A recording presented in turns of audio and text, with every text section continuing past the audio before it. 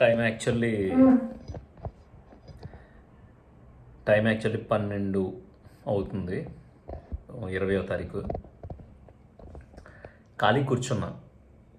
ఖాళీ కూర్చొని అసలు ఏంటి పరిస్థితి, ఎవరు లేరేంటి మన పక్కన, ఎవరితోనే ఏమన్నా మాట్లాడదాం అంటే అని ఎందుకో బ్లింక్ అలా థాట్ వచ్చింది. ఆ థాట్ వచ్చిన తర్వాత అసలు నువ్వేం చేద్దాం అనుకుంటున్నావు, ఏం జరిగింది ఇప్పటి వరకు, ఇప్పుడు ఏం చెయ్యాలి, 2024 అయిపోయింది, ఏంటి పరిస్థితి, ఇవన్నీ నాతో నేను మాట్లాడుకోవడం మొదలుపెట్టాను. చాలామంది అనుకునేది ఏంటంటే ఆ, చుట్టూ 10 మంది ఉండాలిరా, ఎవరో లేకపోతే చివరికి ఇంత బతికి ఎందుకు బతుకుతాం అంటారు కదా. కానీ నాకు ఈ ఈ అరగంటలో అనిపించింది ఏంటంటే మెజారిటీ నేను ఎప్పుడు ఒంటరిగానే ఉంటా. ఇప్పుడు స్పెషల్గా ఈ డార్క్నెస్లో నాకు అనిపించింది ఏంటంటే నాతో నేను మాట్లాడుకుంటున్నప్పుడు గొడవ లేదు. నాతో నేను మాట్లాడుకుంటున్నప్పుడు అంటే మాట్లాడుకోవడం అంటే ఎరా పృథ్వీ, ఏంటి నీ పరిస్థితి, ఇలా పైకి కాదు, లోపల జరిగే కాన్వర్జేషను. ఇదంతా జరిగేటప్పుడు మూడో ఓడి సోది లేదు, ఎవరి గురించో చెప్పుకోవాల్సిన అవసరం లేదు, ఎక్కడో ఏదో జరుగుతుంది దాని గురించి రే పలానోడు ఇదంట కదా, వీళ్ళు దెబ్బలాడుకున్నారంట కదా, ఇలాంటివి లేవు. నా లోపల నేను మాట్లాడుకున్నంతసేపు నా గురించే. అంటే ఏం చెయ్యాలి, నువ్వేం చేస్తున్నావు, అసలు ఇప్పటివరకు ఏం జరిగింది, ఇదంతా డిస్కషన్ జరిగేటప్పుడు నాకు చాలా బాగా అనిపించింది. ఎందుకంటే మనం ఏం మాట్లాడినా సరే అది నాలో నేను మాట్లాడుకుంటున్నాను కాబట్టి దానివల్ల ఎవరికి అపకారం జరగదు. First point. నేను ఎంత బూతులు తిట్టుకున్నా, ఎంత ఆర్గ్యూ చేసినా నాలో నాకు గొడవ జరుగుతుంది తప్ప మాట్లాడుకోవడం మానేయడాలు, ముఖం చాటేయడాలు, తొక్క తోటకూర ఇలాంటివి ఏముండవు. ఇవన్నీ లేకపోగా నాకు క్లారిటీ వచ్చింది.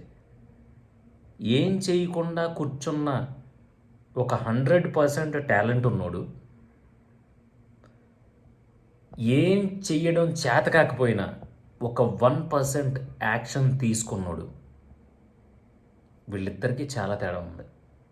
ఒకడు 100% టాలెంట్ ఉండి కూడా అయోమయంలో పడిపోయి ఆడి మాటలు ఈడి మాటలు వెంట జనంతో తిరుగుతా ఎవడి గురించో ఏదో చెప్తా ఉంటే ఏం జరిగిందిరా అని చెప్పి ఆ గుంపులో జాయిన్ అయిపోయి అక్కడ లేని వ్యక్తి గురించి ఇంకో 10 మంది కూర్చుని మాట్లాడుకునే మాటల్లో ఆనందాన్ని ఎవడైతే వెతుక్కుంటున్నాడో ఆడికి 100% ఉన్నా సరే ఉపయోగం లేదు. కానీ ఏమీ చేతకాకపోయినా నేను ఏదో ఒకటి చెయ్యాలి అని చెప్పి ఆడి కాడే ఎవరైతే పని మొదలు పెట్టేస్తాడో ఆడు చాలా బ్యూటిఫుల్ అని నాకు ఇప్పుడు అర్థమైంది. ఇది ఇప్పుడు నేను రికార్డ్ చేస్తున్నప్పుడు టైం ఎంత అంటే ఒక్క నిమిషం, ఎగ్జాక్ట్లీ 12:30, 20వ తారీఖు అర్ధరాత్రి 12-12:30 అవుతుంది. ఎందుకో ఇది రేపొద్దునికి మర్చిపోతానేమో అని భయం వేసింది నాకు ఇప్పుడు అలా అనిపించలా. ఇక నుంచి ఏ టైంలో ఎప్పుడు ఎలా అనిపించినా సరే మీతో నేను పంచుకుంటాను. ఎందుకంటే కళ కన్నప్పుడు చాలా గొప్పగా ఉంటుంది. మీరు దాన్ని అవసరమైతే స్టడీ చేయొచ్చు కూడా. కళ బాగుంటుంది, లేదంటే పీడ కళలు వస్తాయి, అన్నీ వస్తాయి. కానీ ఆ కళలో ఉన్నప్పుడు ప్రతి కలరు, ప్రతి సిచ్యువేషను, ప్రతి మాట, ప్రతి యాక్షన్ అన్నీ గుర్తుంటాయి. కానీ ఒక్కసారి లెగిసి పొద్దున్నే ఎవరికైనా చెప్పేటప్పటికి 100% కళలో కేవలం నీకు 5-10%, 10% అంటే బాగా ఎక్కువ గుర్తున్నట్టు, ఒక 5%, 2%, 1% గుర్తుంటుంది. మిగతా బ్యూటిఫుల్ అవతార్ లాంటి సినిమా ఇమాజినేషన్స్ కూడా నువ్వు మర్చిపోతావు. సో అది భయం వేసి టక్కమని ఆ రూమ్లో నుంచి లెగిసి రూమ్లోకి వచ్చి కూర్చుని, ఇది కెమెరా కూడా కాదు, ఫోన్ ఆన్ చేసుకుని మీతో మాట్లాడుతున్నాను. ఇది ఎలా రికార్డ్ అవుతుందో, వాయిస్ ఎంత క్లారిటీగా ఉంటుందో నాకు తెలీదు. క్లారిటీ గురించో లేదంటే ఇంకో దాని గురించో కాదు, కానీ మీతో మాట్లాడాలనిపించి టక్మని లేచిపోయాయి అనమాట. అందుకే చెప్తున్నాను, మొన్న ఉపేంద్ర కూడా ఆయన యూఏ సినిమా సందర్భంగా మాట చెప్పాడు. రజనీకాంత్ గారు ఎప్పుడు షూట్ జరిగినా సరే వెళ్ళి సెపరేట్గా ఒంటరిగా కూర్చుంటూ ఉంటాడు, అంటే చైర్ వేసుకుని. అంటే ఒంటరిగా అంటే నా దగ్గరికి ఎవరు రావద్దు అలా కాదు, ఆయన ఉన్న టైంలో ఎక్కువ చైర్ వేసుకుని షూట్ జరుగుతూ ఉంటుంది. ఆయన షాట్ జరిగిన తర్వాత, ఆయన పర్టికులర్ వర్క్ అయిపోయిన తర్వాత దూరంగా వెళ్ళి కూర్చుంటారంట. ఒకసారి ఉపేంద్ర గారు వెళ్ళి, "సార్ ఏంటి సార్ మీరు ఇంత సూపర్ స్టారు, మీరు ఎందుకు ఇలా ఒంటరిగా కూర్చోవడం, ఎందుకు సార్ ఇదంతా" అని అడిగితే ఆయన అన్నాడంట, "ఎవరితోని మాట్లాడరా మీరు, చాలామంది మీకోసం వెయిట్ కదా" అంటే ఆయన అన్నారంట, "ఎంతమంది నా కోసం వెయిట్ చేస్తున్నారని పక్కన పెట్టే, నాతో నేను మాట్లాడుకోవడం అనేది ఒక అపురూపమైన విషయం, ఒక అద్భుత విషయం" అన్నారంట.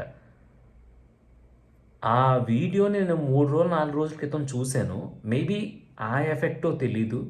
లేదంటే సడెన్‌గా ఈరోజు నాతో నేను మాట్లాడుకోవడం వల్లో తెలీదు కానీ, ఆ ఎక్స్‌పీరియన్స్‌ని, నాకు ఆ వైబ్‌ని నేను చెప్పలేననమాట. గబగబా మన పనులు చూసుకొని, మన పనులు అంటే మన పనులు కూడా కాదు. ఆఫీస్‌కెళ్ళి ఆడిచ్చే కొంచెం జీతం కోసం మనం ఆ కంపెనీ గురించి కష్టపడి, ఆ కంపెనీ గురించి ఆలోచించి, ఆ పనులే మైండ్‌లో తిరిగి తిరిగి నువ్వు పడుకుంటున్నావు కదా! ఆ పడుకునే ముందు ఒక 10 నిమిషాలు ప్రశాంతంగా ఒక రూమ్‌లో, ఇలాంటి రూమ్‌లో తలుపులేసి కూర్చొని, నేనేం చేస్తున్నాను అసలు? నేనేంటి? అనేది నీకు నువ్వు స్పెండ్ చేసుకోగలిగితే, నేను చెప్తున్నాను బాసు, ఆ కూర్చొని మాట్లాడుకోవడంలో నీకు కొన్ని వందల, వేల, లక్షల నీ ప్రతిరూపాలు కనిపిస్తాయి.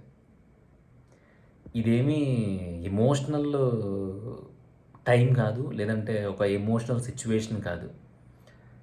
మన లైఫ్‌లో మనకు తెలియంది ఏంటంటే, మనం చాలామందికి టైం ఇస్తాం. డబ్బుల కోసం మనం చేసే కంపెనీకి టైం ఇస్తాం. సంసారం చేస్తాం, పెళ్ళిళ్ళు చేసుకుంటాం కాబట్టి మన జీవిత భాగస్వామికి టైం ఇస్తాం. లేదంటే మన పేరెంట్స్‌కి టైం ఇస్తాం.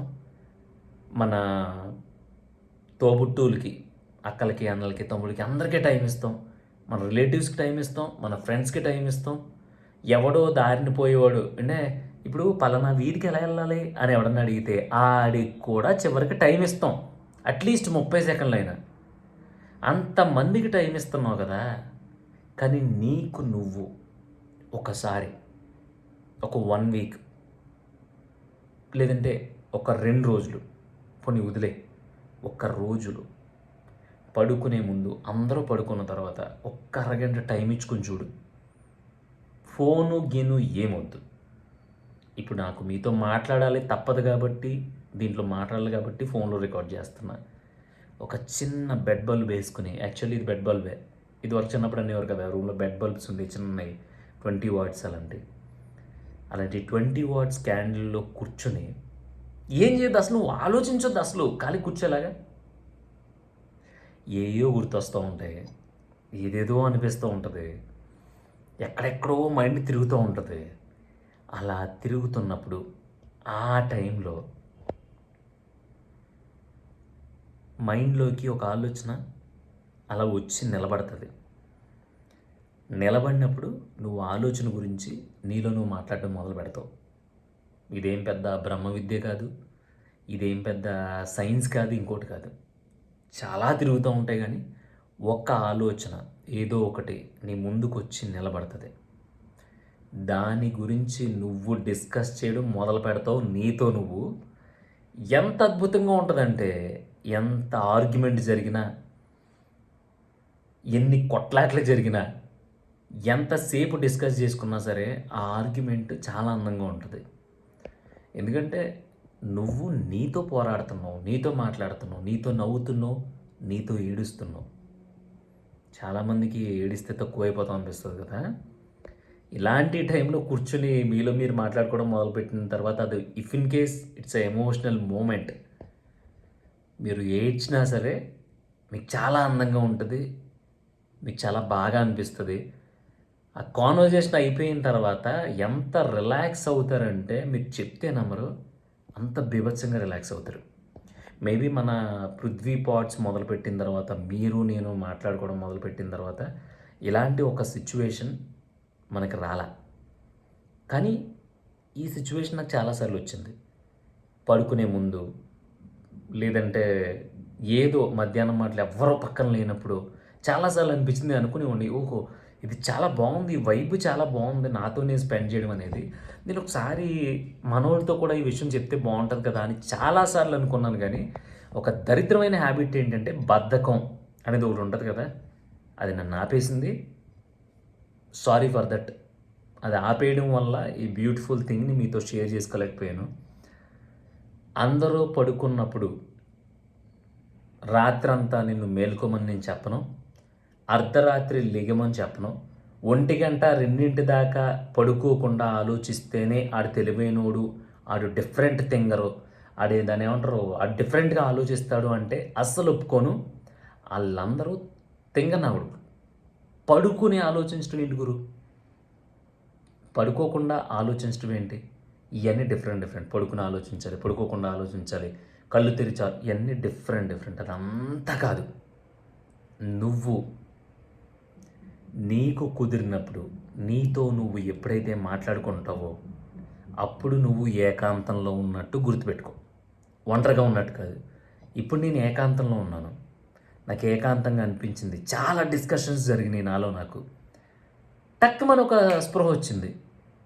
అంటే నేను కాన్షియస్లోకి వచ్చిన తర్వాత ఇది చెప్పాలి కదా, నేను ఇది కదా మనం ఇవ్వాల్సింది. ఇది ఇవ్వడు.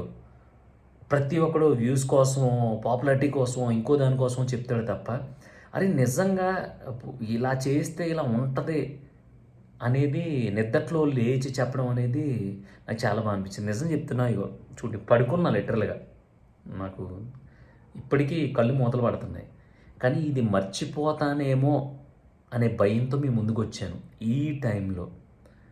ఎందుకంటే నేను ముందరే చెప్పా, మీతో 10 నిమిషాలు మాట్లాడడం నా టార్గెట్. 10 నిమిషాలు. నాకేమనిపిస్తే అది, నేనేం చూస్తే అది, నేనేం నేర్చుకుంటే అది, నాకు ఏదైతే బాగా అనిపించిందో అది, మేబీ అది మీకు ఉపయోగపడవచ్చు, లేదంటే కరెక్ట్ కాదేమో అనిపించవచ్చు, నాకు తెలియదు. కానీ నా వరకు ఇది ఉపయోగపడుతుందేమో అనే ఏ పాయింట్ అయినా సరే నేను మీతో మాట్లాడడానికి ఎప్పుడు రెడీగా ఉంటాను. సో దయచేసి మీ లైఫ్లో మీరు చాలామందికి టైం ఇస్తున్నారు. చాలామందికి అందరికీ టైం ఇస్తున్నారు. అందరికీ ఇంక్లూడ్ మీరు ఎవరైతే మీ ఇంట్లో పని చేయడానికి వస్తున్నారో వాళ్ళకి కూడా ఒక టైం ఇస్తున్నారు. ఆ పని ఎలా చేయాలో చెప్పడానికి, ఇలా చెయ్యి, ఇది ఇలా చేస్తే బాగుంటుంది, ఇలా చేస్తే బాగుంటుందని. కానీ పుట్టినప్పటి నుంచి చచ్చిపోయేదాకా మీకోసం చాలా పనులు చేసి పెడుతున్నా మీకోసం మీరు ఎందుకో టైం ఇవ్వట్లేదేమో అని నాకు అనిపించింది. అలా మీకు కూడా అనిపిస్తే రోజులో ఒక 10 నిమిషాలు చాలు. 10 నిమిషాలు ఏమీ లేకుండా ఎంటీగా ఒక చోట మీరు కూర్చోగలిగితే మీకు మీరు దొరుకుతారు ఖచ్చితంగా. Good night.